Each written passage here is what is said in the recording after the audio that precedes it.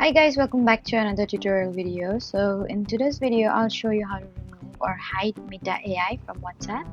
So if you're seeing the Meta AI chat in WhatsApp and want to get rid of it, here's what you need to know.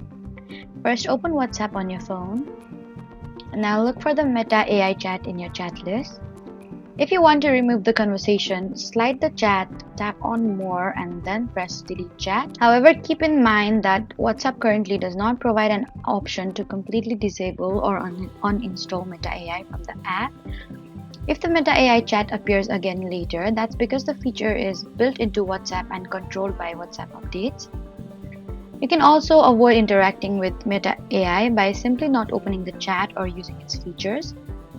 Make sure your WhatsApp app is updated as the Meta occasionally changes how AI features appear and work.